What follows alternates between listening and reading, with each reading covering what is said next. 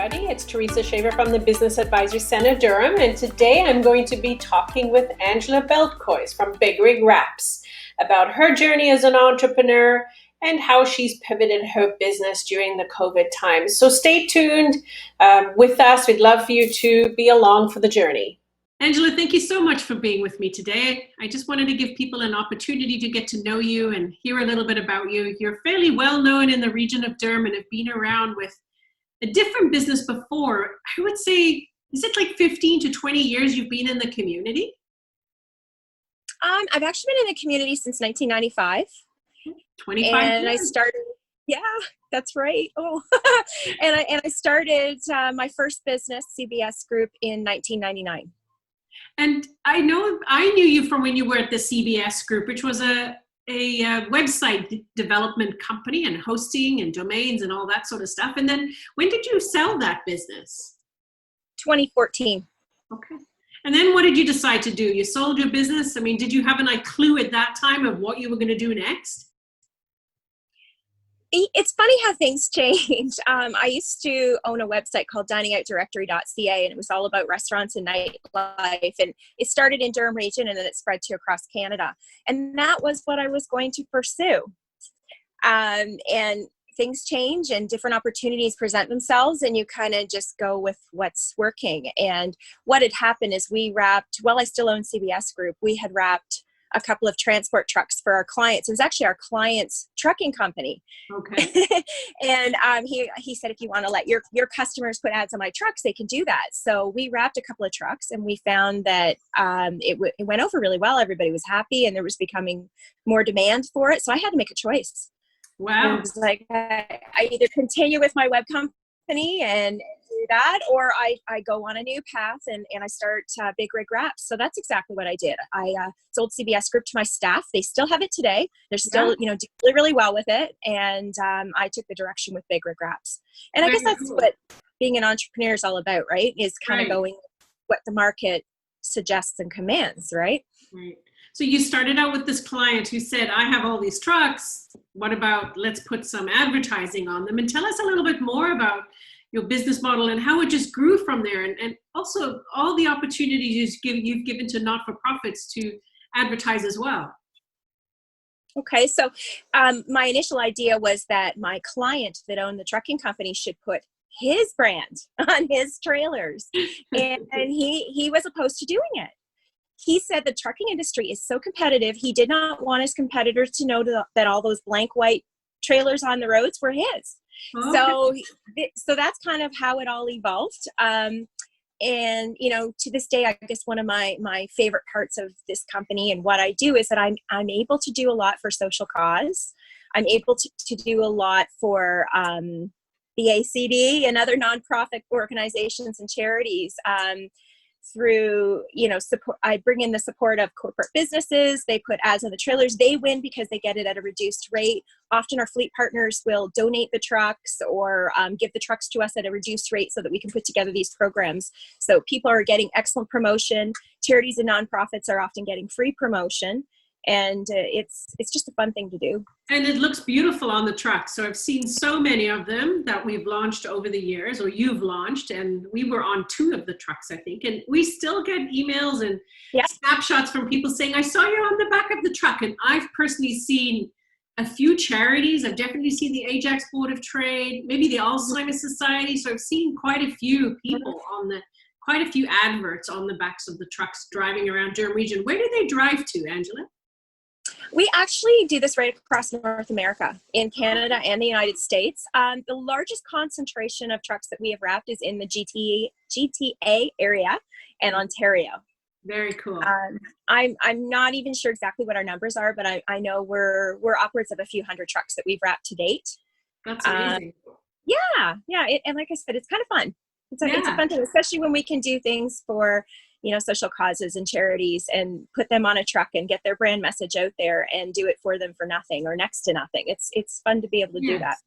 Thank you. I do appreciate that I've had that because I think it works, right? So if I'm getting calls and people telling me that I'm on the back of a truck, I think it works. And I think for businesses, it's a really great opportunity to have your brand going across North America if it's possible. And it's so much cheaper than, traditional forms of advertising, right? Yeah, pretty much anywhere a truck goes, we can put an ad on a truck. Right. So some of them are very location specific, like the truck that BACD is on. That truck travels just within Scarborough and Durham region. Mm-hmm. Perfect. I love it. Another question I had for you was just, one of the reasons I wanted to chat with you is because I wanted to share with people, what happened to your business during this COVID pandemic and how you've been able to pivot your business, or what structures you've put in place. So I'd love you to share that with our audience. Sure. When everything first hit, I was scared, really scared. For all my clients, for my own company, I was so terrified of the economic impact. But now that we're a few months into this, I can tell you that there's opportunities everywhere. You just have to have your eyes open, and there's lots of silver linings that will come out of this. For us, initially, we had, some businesses cancel right away because they were afraid, and I couldn't blame them, because, you're not going to, when you're worried about how you're going to pay your staff and pay your rent, it's something altogether different paying for advertising. I'm happy to say that we put some campaigns on hold, and we just covered the costs for our clients for a few months, and they've now, as of July 1st, resumed their campaigns with us. So that was really positive. Yes. And at one point, I don't even know where the idea came from, but I thought we should be putting thank you messages and public service messages on transport trucks. So I spent a couple of weeks trying to reach the right people in the Ontario government and the federal government. And we finally did get the go-ahead from the Ontario government, and we wrapped 3 trailers for them that have, the green public service, stay home, save lives, flatten the curve. We've also done a trailer for the Salvation Army with the same kind of messaging, and a couple of businesses and the Women's Trucking Federation of Canada. That truck, I don't know if you've seen pictures of it or whatever online. It's just beautiful. It has nurses and doctors, with PPE on and a pink background. And yeah, it travels all over North America. It's fantastic. So, I mean, it's a great campaign because, we're thanking the people that are putting themselves out there and putting themselves at risk to keep the rest of us healthy. And at the same time, the business is getting the benefit of advertising. We have fleet partners that joined the program with us, and they donated the use of their trailers for these campaigns.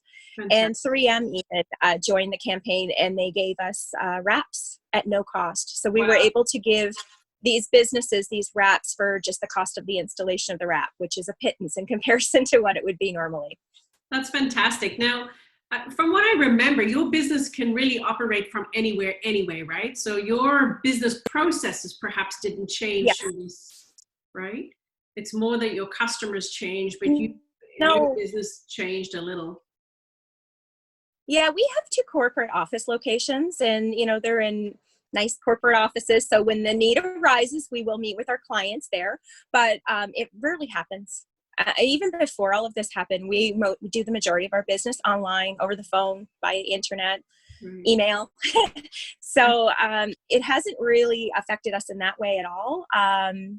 Everybody's happy. They're working from home. I'm happy to say that I think we're only down 1 person. At first, I had to lay some people off for a couple of weeks, but we're now back up to our full staff. I think there's 8 of us, and there's 1 that we still haven't been able to bring back yet. But right. Yeah, that's fantastic. You even hired someone. That. We're still. Pardon? Yes, Barb Weisberg. We're so thrilled to have her. She is going to be a great national director of sales for us. She comes with a lot of out-of-home and outdoor advertising experience, so she always has got it, and I know she's going to do really well. She's working on something special right now as we speak. Oh, excellent. A special campaign that also is kind of targeted to what's going on in the world right now, with the, stopping the hatred campaigns and that type of thing. Like, we're working on a special group of trucks that will put out some really positive messaging. That's good. We need it. Yeah. There's a lot of, angst and unhappiness in the world right now. And it takes these kinds of times to create these changes and revolutions. So I think, very much needed and very important too. Angela, I asked you what your superpower was. You said it was adaptive resiliency. Tell me a little bit more about that. Okay, well, that was my husband's idea. I asked him, I said, if there was a hashtag that would describe me, what would you say? And he thought about it for a couple of minutes and he said adaptive resiliency. And I said, really? Why? Like where do you get that from? And I mean, my husband's known me for a long time. And he said the one thing that he's always admired about me, how sweet of him, is that I'm able to adapt in many different situations. And I mean, being an entrepreneur now for 21 years, I've been to, pardon my mouth, hell and back. Literally, I've went through business bankruptcies. I've went through, and not my own company, but my clients. So I mean, we've went through a lot of stuff over the years, and I consider us to be very fortunate, that we're able to bounce back. And I think, if anybody was ever thinking of getting into business, that would be the one thing that I would say is you have to be resilient. You have to be able to adapt to what you think your business is going to be and what it ends up being. I mean, even back in the day, when I started CBS Group, I was planning on developing a buy and sell website. It was called Community Buy and Sell.